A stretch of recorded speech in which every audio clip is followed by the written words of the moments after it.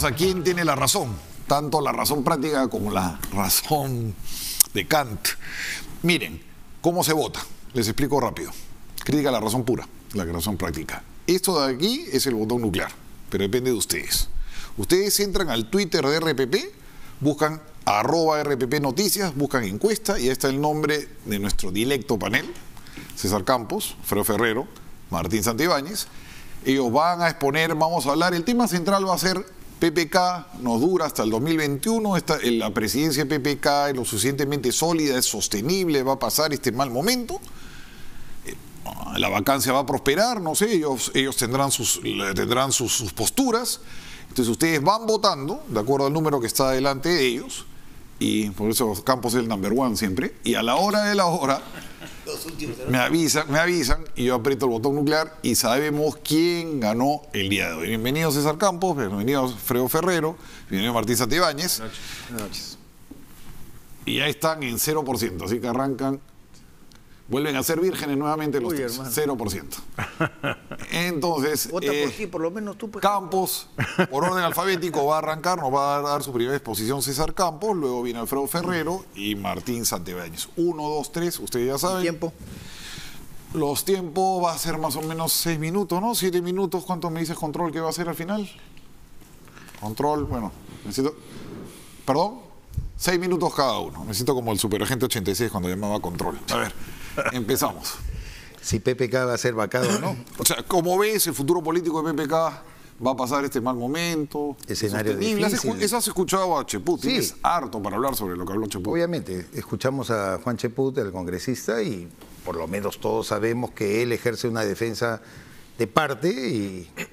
Como defendió a Toledo. Tal como lo hizo con Alejandro Toledo, porque Juan, con todo el aprecio que le tenemos, fue un escudero también, igual del expresidente Toledo, ya sabemos cómo termina Toledo. Por lo tanto, si lo traspolamos al tema del presidente Kuczynski, sabemos que él ya tiene condiciones como para ser vacado. Eso es absolutamente cierto. Hay acumulación de información, acumulación de datos, acumulación de imputaciones, Aldo, que de repente lo pone en una situación muy difícil al presidente Kuczynski. El hecho es cómo se puede materializar eso con el Congreso, que ahora cada vez estamos viendo. Pero se dice que falta un elemento, la calle. Sí, pero la calle, como lo han dicho Juan de la Fuente, me parece extraordinaria. A la calle le falta calle, ¿no? A la calle le falta manifestación. El Perú históricamente, y todos leemos la historia del Perú, nunca fue revolucionario en cuanto a la calle. Ninguna calle tumbó absolutamente ningún gobierno. Gutiérrez. No, los hermanos Gutiérrez fue una rebeldía frente al presidente Balta, que solamente significó un corte para un gobierno, pero no significó tampoco la creación de un nuevo gobierno. A los 4 hermanos Gutiérrez, tú lo sabes, lo colgaron a 2 lo colgaron en la vía de la catedral y a 2 otros lo mataron, ¿no?, en las calles.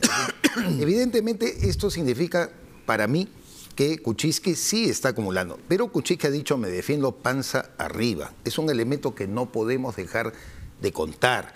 Es que a mí me parece que siempre uno se equivoca en la lectura política cuando le niega al actor de una parte el hecho de que no está manco, ni mudo, ni ciego, ni sordo.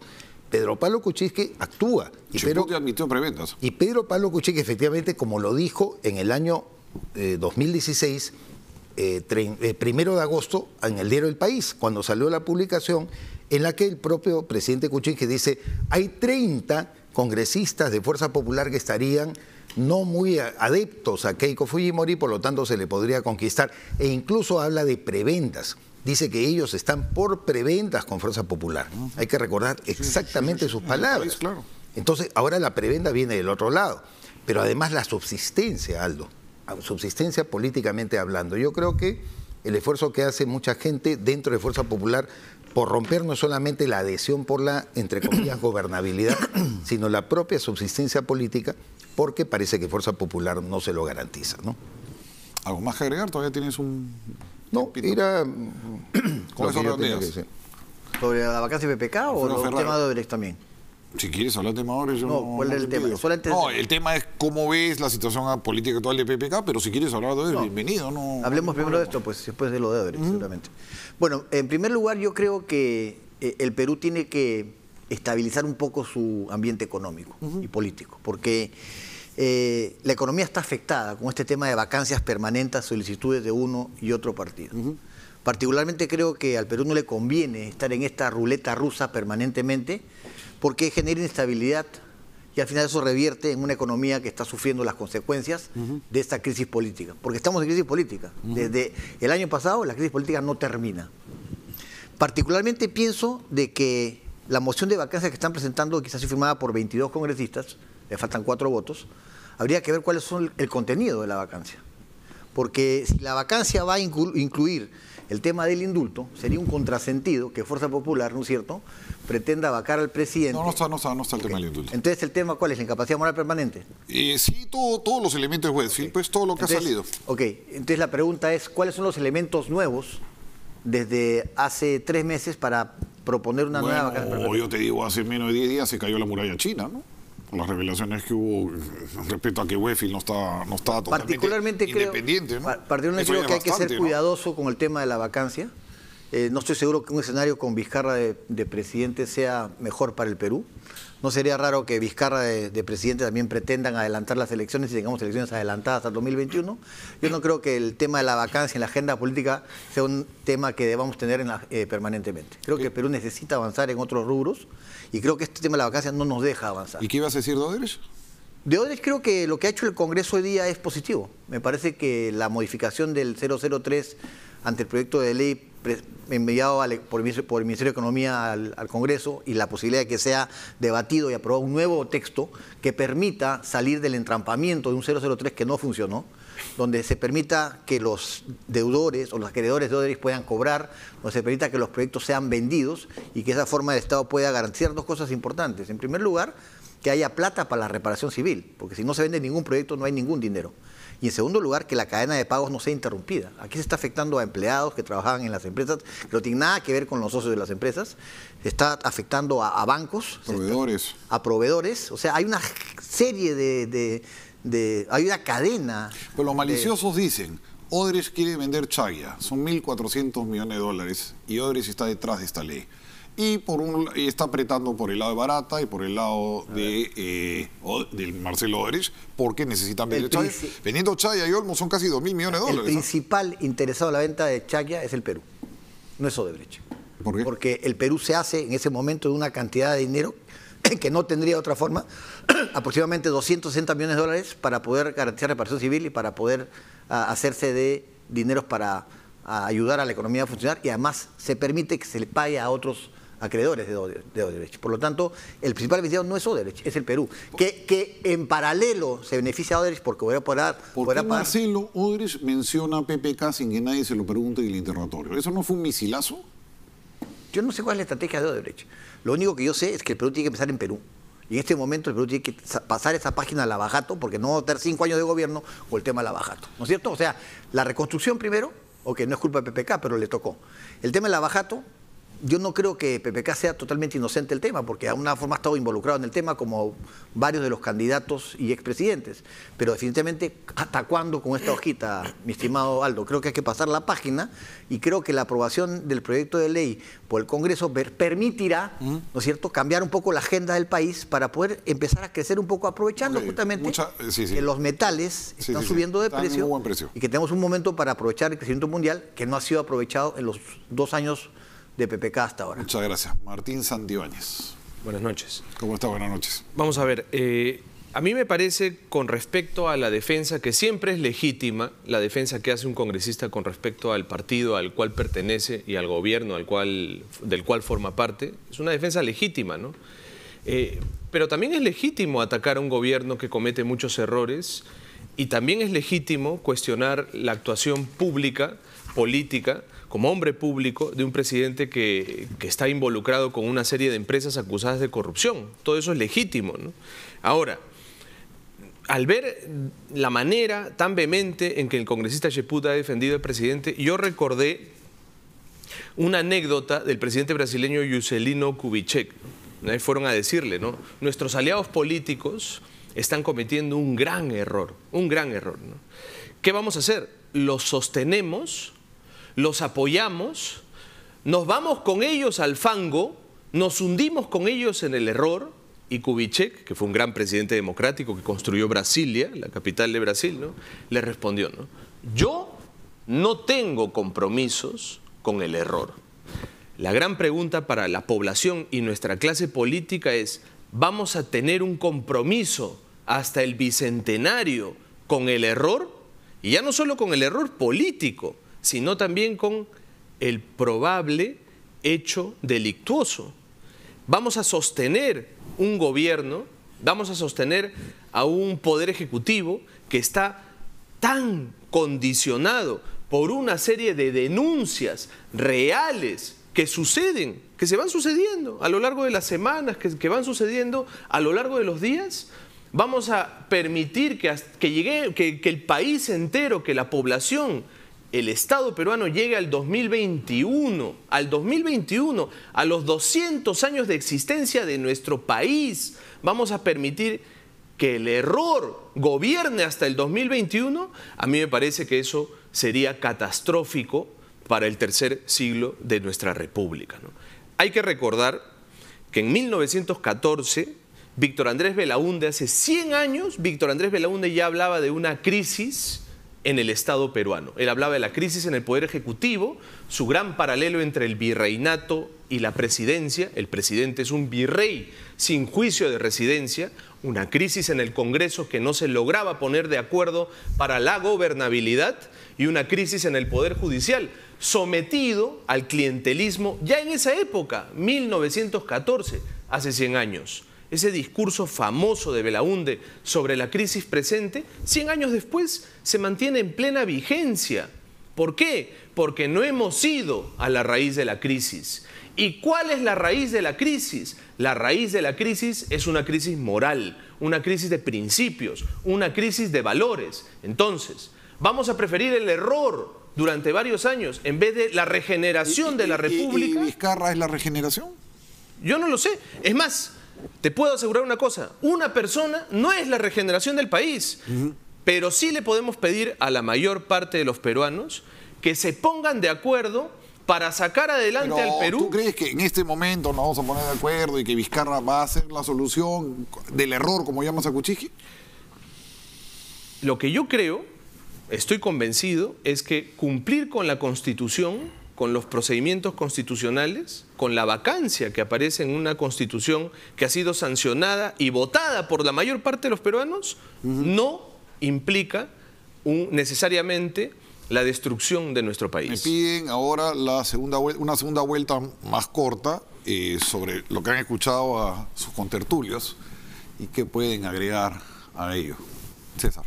No, acabo de escuchar la dramatización que ha hecho mi querido Nace una estrella. amigo Martín. Nace una estrella porque Candidato político. además como buen... Con Kenji creo que está. A él sí le puede, a diferencia de Eloy Espinosa, creo que le podemos decir catedrático verdaderamente. Yo soy un humilde profesor. Un humilde profesor, bueno, un gran profesor cargado, sí, de Derecho y que explica con mucha altura y razón algunos aspectos, pero dramatizar el momento político significa también desconocer todos los dramas que hemos pasado en la historia, mi querido Martín, del Perú. Y cómo podemos regenerar esto que no solamente pasa por los cambios, sino también por el hecho de cuál es la naturaleza del cambio. O sea, ¿en qué va a consistir el cambio? ¿En qué va a consistir? Tú le haces una pregunta con cotación, Aldo, me parece importante. Martín Vizcarra es el salvador. Eso significa, como lo ha hecho el Fujimorismo, el APRA y otros. Cerro dijo que iba a regenerar. Claro, por amor de Dios, todos eran regeneradores. Bustamante dijo que iba a regenerar. Hasta Odría, cuando dio su era golpe. la restauración. Claro, restauración nacional, ¿no es cierto? ¿No? Hechos y no palabras. Reivindicó un viejo apotegma. Dijo que iba a regenerar. Un viejo apotegma, además que era latín, ¿no? Res non verba, o sea, Facta. hacer y Facta. no hablar. Res non facta, sí. Efectivamente. Entonces, en la historia siempre ha existido esa idea de que podemos cambiar. Y creemos quizás, como pasó también con Justo Figueroa, ¿no? El hombre que tiró la banda presidencial. Nadie quiso ser presidente esa y creen que la banda presidencial es el hecho de que va a cambiar la historia del Perú. No es así. No cambia la historia del Perú. Es decir, si mañana arroja Entonces seguimos con Kuczynski. No, no es que sigamos con Kuczynski, sino que hagamos un esquema, en todo caso, de sucesión. Yo creo que Kuczynski está acorralado, lo he dicho en la primera parte, está acorralado por las circunstancias. Se acumularán más casos, se acumularán más imputaciones, se acumularán incluso más delitos que probablemente haya cometido en el ejercicio de función. En todo caso, el tema es cómo discutir el momento en que tiene que ser revocado, tiene que ser vacado de la presidencia. Solamente es una cuestión de timing. Creo que es cuestión de timing. A ver, Alfredo mi Ferrer. posición no va a ser histórica ni hablando de lo que ha pasado en el Perú 200 años. Mi posición es bien pragmática. El Perú es un país que ha venido creciendo sistemáticamente menos o más durante los últimos 20 años desde el segundo gobierno de Fujimori. Este tema del abajato y este tema de la vacancia a la población la tiene harta. ¿Okay? Es una discusión entre políticos y profesores y periodistas. La realidad es que la calle te está diciendo estoy cansado de hablar todo el día del abajato, de hablar todo el día de la vacancia. A mí me interesa lo que pasa en mi bolsillo. Y ni la vacancia de PPK, ni continuar con el tema del abajato va a solucionar el problema del bolsillo de los peruanos. Más bien es al revés. Más la abajato, seguiremos con esta situación de inestabilidad. Más vacancias, porque ya es la segunda que se presenta, seguimos con la inestabilidad, seguimos con el tema económico y al final lo que la gente quiere es más empleo, más inversión, más trabajo. Le estamos haciendo el juego a las propuestas del 2021 totalitarias de izquierda que de repente verán que el gobierno de derecha, entre comillas derecha, de derecha popular de Fujimori, de Fuerza Popular, y la derecha empresarial de PPK fracasó. Fracasó porque en vez de crecer 6%, como debemos crecer en un año como este, donde los mentales están subiendo, vamos a crecer 3%, si acaso. El año pasado crecimos 2,5%. Eso es lo que la gente se reflexiona. Por eso no van a la calle, porque en la calle están buscando trabajo. Lo que quiere la gente es trabajo, inversión. Y yo creo que ni la vacancia de PPK, ni la situación del abajato permanente de la gente arreglará ninguno de esos problemas. Por lo tanto, yo creo que cambiar la página. Dejemos de hablar tanto de vacancia y la abajato, y también hay que decir la Fuerza Popular. El Fuerza Popular, en los hechos, al tener 73 congresistas, hoy ya 59, de todas maneras va a ser responsable del éxito o fracaso de este quinquenio. Le guste o no le guste. Muchas gracias. Hay que avanzar. Martín Santibáñez. La política del avestruz, la estrategia del avestruz ha sido la constante en la historia de nuestro país. Nosotros a lo largo de 200 años nos hemos dedicado a enterrar la cabeza y a dejar pasar las cosas y que el agua fluya y que todo se solucione por sí mismo, ¿no? Basta, ¿no? Basta realmente, ¿no? O sea, no podemos estar escondiendo, intentando tapar el sol con un dedo, ¿no? Aquí hay una serie de empresas que han traicionado al país, que se han enriquecido con el país. Si hay gente que pretende que eso pase por agua tibia y se olvide, muy bien, es una opción, pero no parece ser la opción de la mayoría. La mayor parte del Perú está harta de la situación política de este país, de la crisis de la clase dirigente, de la corrupción de nuestra élite empresarial. Entonces, si la gente... Y eso pasa ahora. Históricamente también, pero en este momento estamos hartos de una serie de grupos empresariales que se han enriquecido y que han generado corrupción en el país, hambreando a la población. Eso no es posible, basta. Y eso tiene que solucionarse ahora, a través de una vacancia, a través de una serie de interpelaciones, a través de una serie de control por parte del Congreso. Y no hay que tenerle miedo al juego democrático, no hay que tenerle miedo a las reglas de la democracia, que están sancionadas en nuestra Constitución. Gracias. Cumplir la ley nunca debe generar miedo al pueblo. Gracias Martín, gracias Alfredo, gracias César. Vamos al video. Dios me dio el privilegio de poder hacer esta pregunta frente a un personaje que para mí es entrañable. Vamos al video malicioso de hoy en día y después regresamos con el botón nuclear. Estaba revisando el libro, algunas cosas le quería preguntar que no encontraron en el libro. Por ejemplo, usted contrató con el gobierno de Fujimori. El 20 de marzo de 1998 se hizo un contrato de la Comisión Andina de Juristas, está su firma ahí junto a la de Pedro Álvarez, el proyecto PER 95020, por 475.000 soles.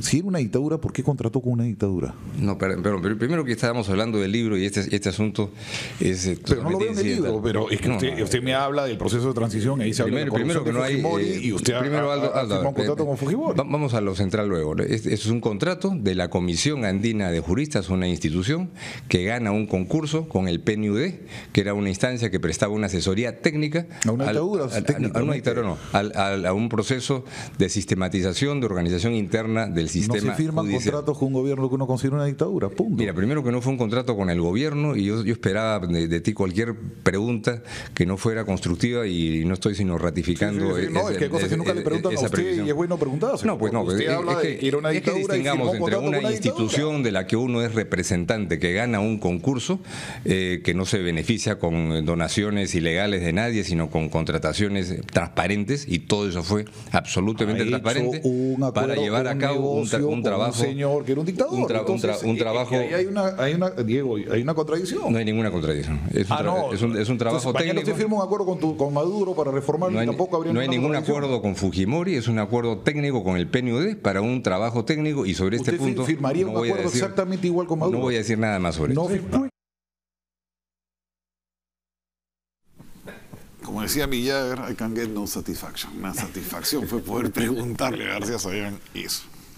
Bueno, ya estamos con el botón nuclear. ¿Qué me dicen? Tan, taran, tan, taran, tan. Soy Trump. Corea. No, mentira. Vamos a apretar aquí. Ahí está, Santibáñez 47. Miren, casi gana en primera vuelta.